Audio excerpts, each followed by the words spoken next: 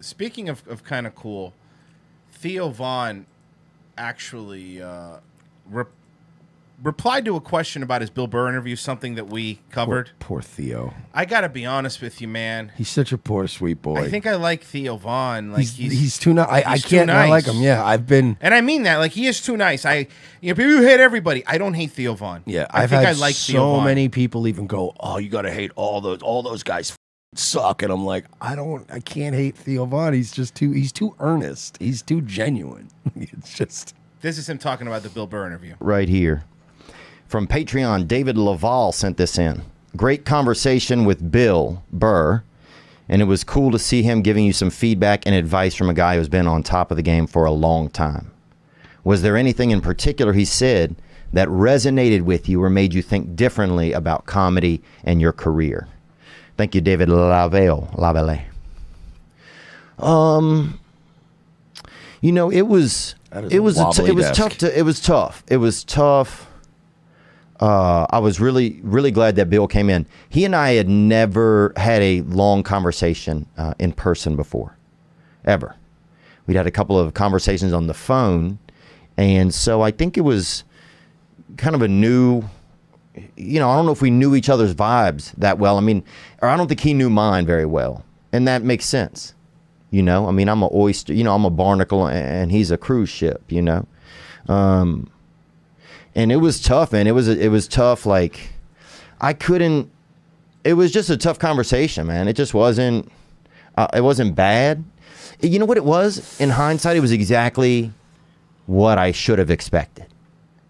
You know, he's Bill Burr. There's a reason that, that I think he's the best. Because he's just, you know, he's a train, man. He's just a train. And he has his thoughts, and he has his ideas, and he's poignant about them.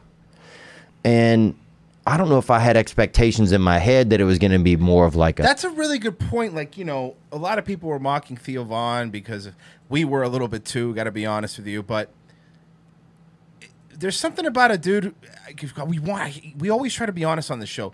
Someone pointed out in the chat, he's being harder on himself than other people were on him. And it's like... It's hard. You can't just be like, oh, he's not like Brendan Schaub, who's like, yeah, no, I meant to say that. No, dude, I'm a peer. Theo's like, man, I'm a barnacle and you're a cruise ship. Yeah. He sounds like a Southern mom. Well, I told you the other day. He sounds like the Waterboy's mom, you know? Well, I told you the other day, the reason I think I'm falling, you know, just really like digging Theo Von is because he reminds me of Cal Naughton Jr.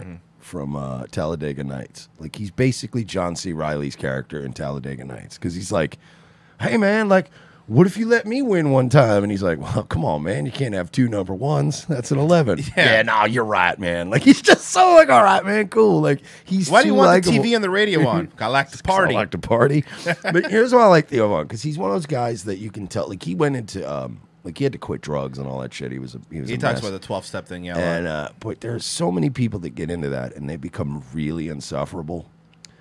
Most of them. But there are people like with religion or with recovery that get into it and really work the program and go like, all right, it says to be humble and try to recognize your own faults. And a lot of those people just become sober and go like, you're disgusting. You should quit drinking. You're gross. Like, he's one of those guys that read all that programming stuff and is like, no, I've always got to be constantly digging inward and being like, what did I do wrong? What do black people have to do with this? No, digging inward. Oh, I'm super sorry. I apologize. I thought we weren't watching the Godfrey podcast. Although he does strike me as a guy that when he was younger probably said the N-word a lot. Might still. Jovial chatter, honest, right? Or I just think our ideas of conversation or the way we conversate are just different a little bit. And he is exactly what you're right. You know, man, you pointed that out now. He does feel like somebody sitting at an AA meeting and talking to people around him. You know, it's just like sometimes you got to really think about your life, you know? And I'm like, damn it. All right, Theo. And I even feel bad for him because they fucking teamed him up with Brendan. Yeah, I know. And that's woof.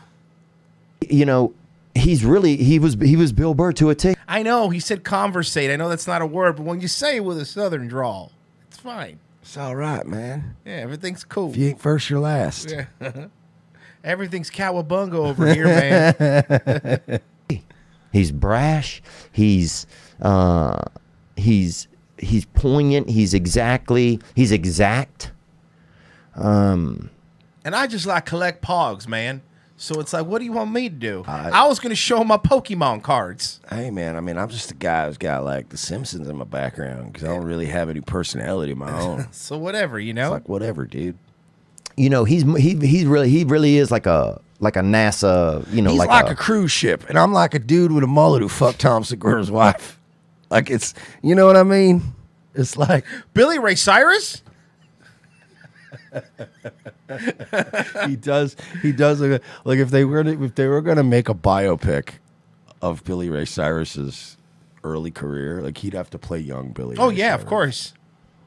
rocket. You know, and I'm more like sometimes like Phil Armstrong, you know?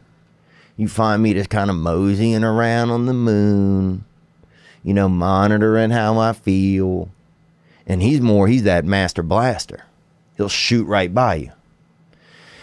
And so, yeah, there were some things he said that really did kind of resonate with me.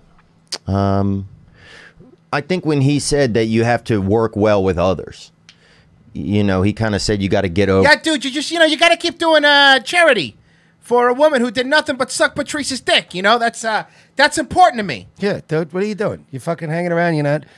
What you got to do, bro, is get yourself a black wife who just wears you down to a fucking nub. That's what you do. You just fucking sit around all day, and you fucking hide and do your podcast, and you got your baby upstairs, and you know, it's whatever. Yeah, have a kid in your 50s. That way he's 80 years old when he's running out of the house. It'll be great. It'll be fun for Bill. Yeah, you know, you get a black wife who's in her 50s, and you knock her up. You fertilize her fucking rotten eggs, and then you just hang around. Let's talk about Sherry Sperry's. Just fucking Bill Burr. Bill Burr, I'm sorry, man. There's just no case to be made for the way Bill Burr acted. Like, he was such a... over not working with others. And I think some of that is true. It's like I got to look at myself, and it's like, well, if I'm going to work in certain circles, then I have to be sure that I'm comfortable with it. But I kind of have to make a decision, so I'm not waffling all the time. I think the problem is that Theo was right at a sweet spot in the level that he was at, right? I think him trying to go up, and the Bill Burr thing kind of showed it, and we joked about the Bill Burr thing, but he doesn't have that killer instinct. Nope. But you know what I'm saying? I don't know how to describe it, but there's dudes who look, Bill Burr, what he is now, whatever, but to get up, Bill Burr had a killer instinct, right? Where it was like, I'm fuck everybody. Louis C.K. was another, like, there's people that just have something. And I think Theo's right at that level, man, where it's like, man, I'm fine being a backup quarterback. I mean, I still get paid well. He really is like a Carson Palmer. Yeah, exactly. I get paid well, man. You know, I get paid like $3 million a year, and So I this is barely fine. even play, dude. It's pretty cool. I don't even break a sweat, man. I got to wear a headset and just hang out, hold a clipboard. He's definitely the guy that like quits at the peak of his career. Man, I just wasn't having fun no more. You know what I mean? I'm gonna go do woodworking. Like, if you told me Theo Von quit comedy and he just built a fucking shop back in Louisiana where he came from, and he's doing woodworking, I'd go, yeah, it makes sense. Somebody left a comment the other night on the Nightwave episode where they were talking about Theo, and they said, you know, that Theo's eventually gonna have to shit or get off the pot. Where like, there's really only two ways out. Somebody said that they were like, the LA comedy scene, there's like two ways out. You either do the Owen thing, which is like leave. Guys, I'm crazy. Not the go crazy part, but just the leave part. Don't mind if I do. Just the leave. And Right. go, I don't want to do this anymore. I can do this myself and book shows. You know, also known as to a certain extent, like the Doug Stanhope route. He doesn't Right. live anywhere in any of the big comedy cities. He's like, no, I go home to Bisbee and that's it. Everybody leave me the fuck alone. You know what I I'm mean? gonna do my drugs. And Yeah, leave me that's alone, it. And I feel like, and they were saying that you have two ways out. You have the Owen, you know, I'm going to go live in the woods way, or the Brody Stevens way. And he's not going to pull a Brody Stevens because he's, you know what I mean? The guy's like, he stays healthy and he's eating healthy food and he doesn't do drugs. Like, he's not like a tortured spirit, but he might just he's not cut out for L.A. No.